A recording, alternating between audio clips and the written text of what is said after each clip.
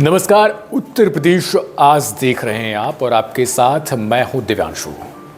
एक नया show full and final जिसकी शुरुआत आज से कर रहे हैं और उसका पहला एपिसोड है ये, जिसमें हम आज बात करेंगे उत्तर प्रदेश के एक ऐसे नामी गिरामी शख्स से जो चर्चाओं में तो रहा लेकिन अपनी गंदी आदतों के कारण। ऐसा गैंगस्टर जिसे आज तक याद किया जाता है और उसका कैसे एनकाउंटर हुआ, किसने किया और उन्होंने इस एनकाउंटर के पीछे अपना मकसद कैसे क्या कुछ बताया और किस तरीके से उन्होंने इस एनकाउंटर को अंजाम दिया था, उसके बारे में बात करेंगे। तो शुरू करते हैं।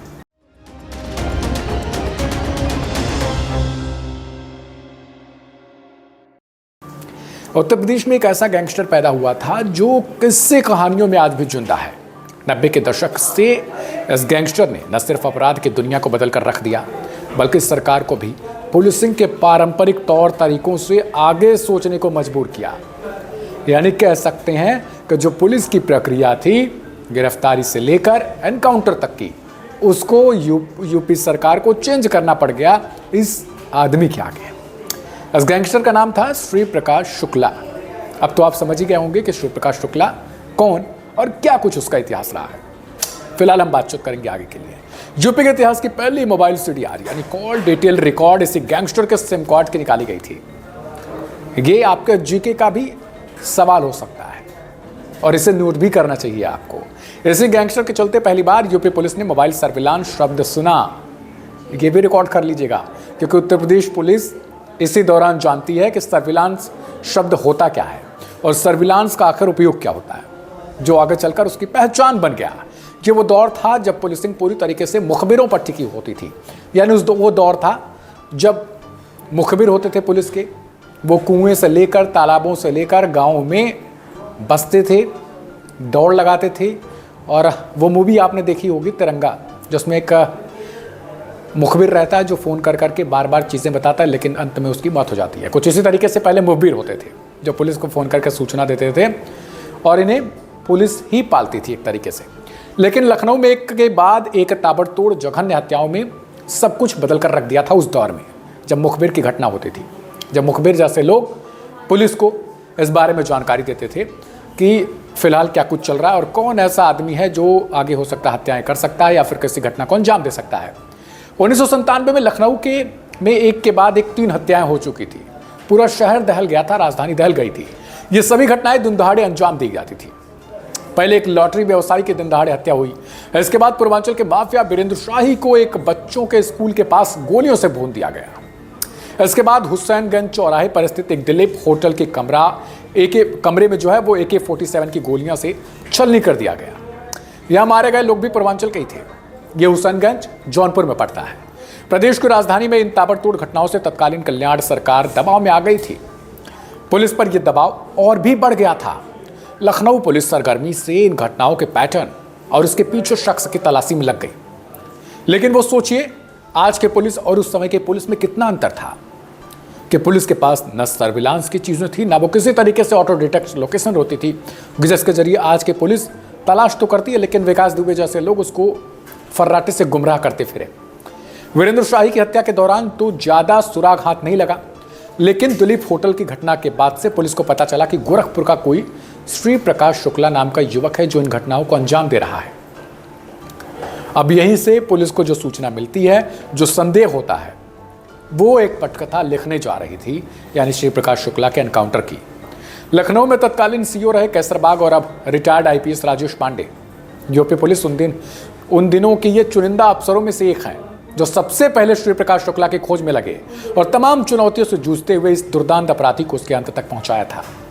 राजेश पांडे का अब फिलहाल में एक उनका अपना YouTube चैनल भी है और यहाँ पर वो तमाम तरीके से चीज़ें जैसे वो जानकारियाँ साझा करते हैं, वो बताते हैं। अपने एक वीडियो में उन्होंने बताया कि लखनऊ में इन ताबड़तोड़ घटनाओं के बाद श्री प्रकाश को लेकर लगातार जांच में जुटे हुए थे। वो सितंबर की एक शाम और तत्कालीन SP सिटी सत्येंद्र वीर सिंह के ऑफिस में, ये उनकी कहानी मैं बता रहा हूँ कि वो कह रहे हैं कि हम बैठकर फ़ोन नंबरों को खंगाल रहे थे।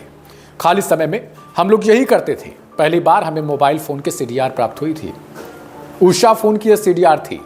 ये श्री प्रकाश शुक्ला के मोबाइल फ़ोन नंबर की CDR थी जिससे उसने गोरखपुर फ़ोन किया था।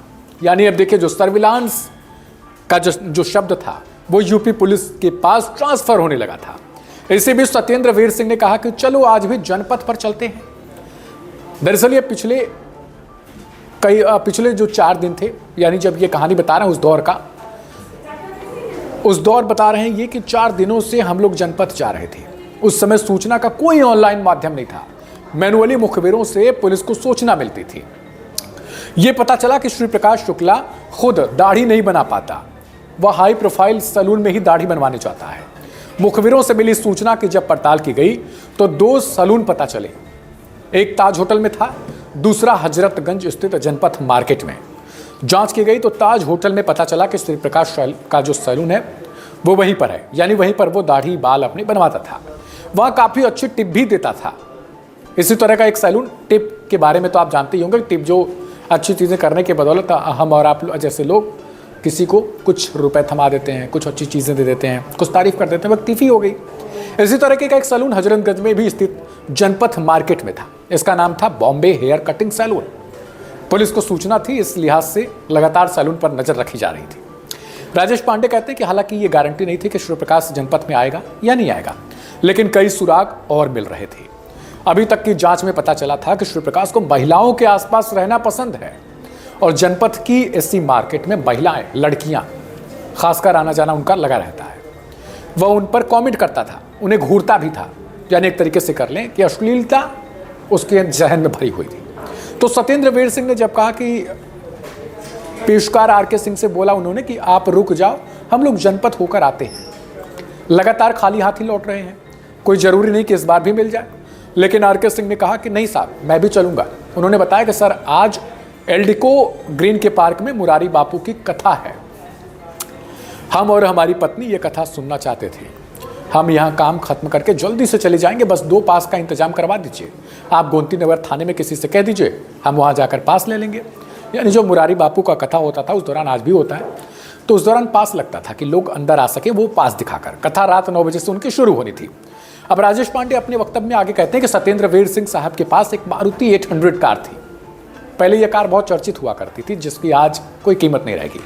उसमें वह खुद में यानी वो अपने आप को बता रहे हैं राजेश पांडे, मैं, उनके पेशकार आरके सिंह और रण केंद्र सादे कपड़ों में सवार हो गए और जनपथ पहुंच गए। यहाँ दारुल शफा की तरफ से जनपथ मार्केट का एंट्री पॉइंट है। हम वहाँ पहुंचे और वहीं एक पार्किंग स्थल पर गाड़ी पार्क कर दी। आरके सिंह बेहद सौम्य, सज्जन और बहुत ही जानकार आदमी थे। एसपी सिटी के वो पेशकार भी थे।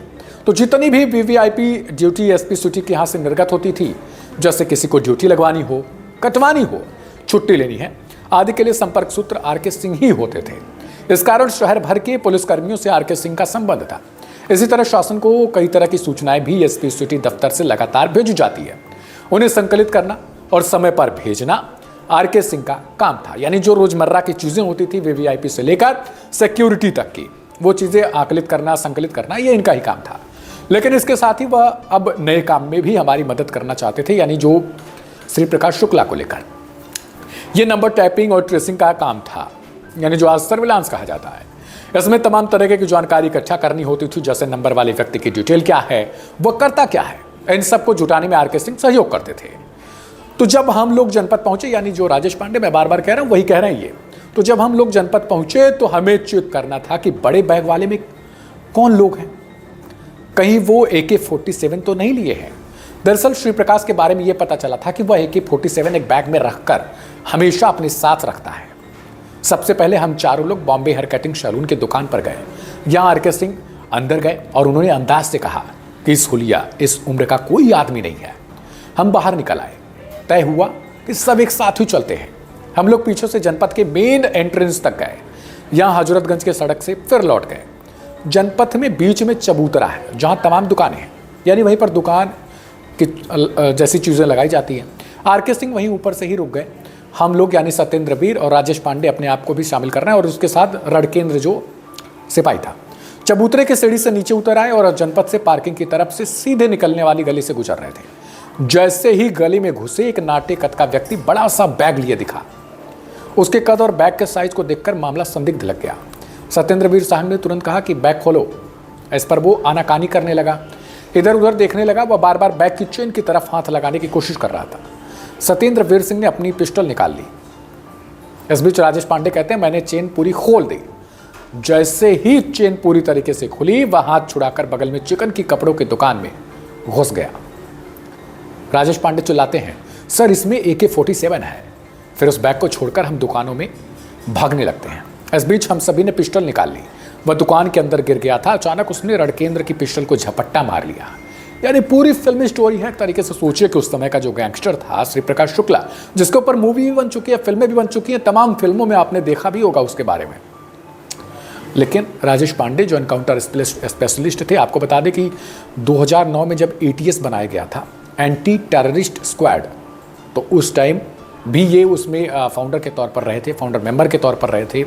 और 1999 के समथिंग जब पुलिस की UP-STF की टीम आती है, तब भी ये फाउंडर की टीम में रहते हैं।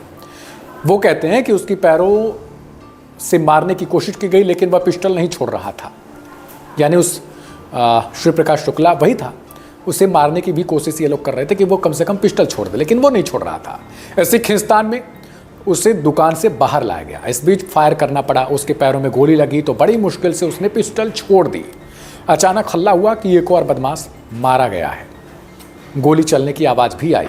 इस बीच पुलिस आ गई और जिस बदमाश की गोली लगी थी उसे गाड़ी में लाद कर AK-47 के साथ ले जाया गया। इस दौरान राजेश पांडे और सत्येंद्र वीर सिंह भागे, ये देखने के दूसरा बदमाश कहाँ मारा गया। हमें लगा कि संभवतः यह दूसरा आदमी श्री प्रकाश था, जिसका RK सिंह ने पीछा किया होगा। वह दिखाई नहीं दे रहा था। मौके पर गए तो आदमी गिरा हुआ था, सांस थोड़ी थोड़ी चल रही थी। ऐसा लगा कि 2-4 मिनट पहले की घटना है। उसे देखा तो सबके होश उड़ गए। वो सत्येंद्र वीर सिंह के पेशकार RK सिंह थे, जो इन लोगों के साथ ही गए थे। वह मुंह के बल पड़े हुए थे। उनके पिस्टल की डोरी बाहर की तरफ पड़ी हुई थी। खुद राजेश पांडे भी शून्य हो गए। ये लोग, कुछ समझ नहीं आया इनको कि उस समय हो क्या गया। सांसें चल रही थी। गाड़ी में बिठाया गया। अस्पताल ले जाने तक का जो समय था वो तो उनका खत्म हो गया, क्योंकि RK सिंह ने दम तोड़ दिया। ये बात जंगल में आग की तरह जैसे फैलती उसी तरीके से फैल गई। जनपद में शूट आउट हुआ है। यह बाजार लखनऊ का दिल कहा जाता है। राजेश पांडे ने कहा कि जब यह घटना हुई, मौके पर सैकड़ों आदमियों की भीड़ जुट गई। लोग ये देखना चाहते थे कि किसकी मौत हो गई है। RK सिंह के मरने का जो सदमा था वो हमारे लिए काफ़ी बड़ा था, ये राजेश पांडे कहते हैं। दिल्ली होटल कांड के बाद से हमारी लगातार RK सिंह के साथ बैठकें होती थी। श्री प्रकाश से जुड़ी तमाम सूचनाएं RK सिंह ही इकट्ठा करते थे। हम साथ मिलकर एनालिसिस भी करते थे, यानी बातचीत करते थे कि आज क्या हुआ, कल क्या हुआ, कैसे श्री प्रकाश शुक्ला को पकड़ा गया। घटना की सूचना मिलते ही SSP सुबेश कुमार सिंह मौके पर आ गए। आधे घंटे में एक और सूचना मिली कि दारुल शफा के B ब्लॉक के सीढ़ियों पर एक काले रंग का बैग पड़ा हुआ है। बताने वाले ने कहा कि इसमें असलहे बहुत कम है। हम लोग KGMC यानी किंग जॉर्ज मेडिकल कॉलेज से भागकर वहां पहुंचे तो काले रंग का पिट्ठू बैग पड़ा। ये राजेश पांडे अपनी वक्तव्य में बता रहे हैं। उसे खोलकर देखा गया तो एक कार्बाइन, 2 छोटे असलहे और भारी मात्रा में कारतूस बरामद हुए। अब राजेश पांडे आगे कहते हैं कि दारुल शफा में विधायक आवास है। नया मंत्रिमंडल बना था, तमाम लोगों को आना जाना था। चौकी इंचार्ज ने जांच की तो पता चला कि आधे घंटे से ये जो बैग है, काले रंग का पिट्ठू बैग है, वो यही पड़ा हुआ था। इससे पहले ये यहाँ नहीं था। यानी घटना और बैग वहां दिखने के बीच तकरीबन मैं कह सकता हूं कि 20 मिनट का अंतर रहा होगा। अंदाज लगाया गया कि वह व्यक्ति यही होना चाहिए। वो किसी कमरे में छिपा हो सकता है। आशा की किरण भी दिख रही थी उधर कि श्री प्रकाश शुक्ला मिल जाएगा। पूरे शहर की पुलिस दारुल शफा पहुंच गई। करीब 1.5 घंटे हर कमरे की तलाशी की गई थी, लेकिन कुछ भी नहीं मिला। बाद में वहां से हम लोग अस्पताल आ गए। RK सिंह गोरखपुर के रहने वाले थे। उनका पूरा परिवार भी आ गया उनको देखने के लिए, क्योंकि उनका डेथ हो चुका था। इसके बाद एक बार फिर उसी रात हम लोग घटनास्थल पर गए, जहां ये सब घटनाएं हुई थी, जहां श्री प्रकाश शुक्ला को पहली बार देखा गया और RK सिंह की डेथ हो गई थी। तो कुछ लोगों से पूछताछ की गई। ज़्यादातर लोग घर जा चुके थे। इस दौरान वहां दुकान से संबंधित कुछ लोगों से बात की गई तो पता चला कि जब आप लोग उस बैग वाले आदमी से उलझे हुए थे, उसी समय ये दारोगा जी गैलरी से बहुत तेज भागते हुए गए। इनके हाथ में पिस्टल थी और जोर जोर से चिल्ला रहे थे। आगे कम से कम 3 लोग भाग रहे थे। इसी भागदौड़ में RK सिंह जब पार्किंग तक पहुंचे तो यहां पार्किंग में तारों की बाढ़ में फंस गए और गिर पड़े। इस दौरान भागने वाले आदमी सड़क पार कर रहे दारुल शफा के गेट के भीतर जा चुके थे। RK सिंह को गिरा देख वह तीनों वापस आ गए। इनके हाथ में जो पिस्टल थी वो छिटक गई थी। या उठने का प्रयास भी कर रहे थे, तभी एक ने इनकी पीठ पर पैर मार दिया। बाकी दोनों ने मिलकर पिस्टल छीन ली। इसके बाद एक शख्स ने इनकी कनपट्टी से सटाकर जितनी भी गोलियां पिस्टल की मैगजीन में थी सारी चला दी। फिर उन्होंने पिस्टल की डोरी खींचकर तोड़ी और दारुल शफा से निकलकर फरार हो गए। राजेश पांडे अपने आगे कहते हैं कि अचरज की बात तो ये थी कि दारुल शफा में अच्छी खासी भीड़ रहती है, तमाम जगह संतरी की तैनाती रहती है, वहां बालकनी में साफ दिखाई देता है, लेकिन किसी ने कुछ नहीं बताया। हम लोग पूरी रात इस उलझन में रहे, नहीं पता चला कि कौन आदमी थे, कहां फरार हो गए। अगले दिन पोस्टमार्टम हाउस में गमगीन माहौल हो गया था। वहां पूरी पुलिस महकमा, पत्रकार और परिवार के लोग थे।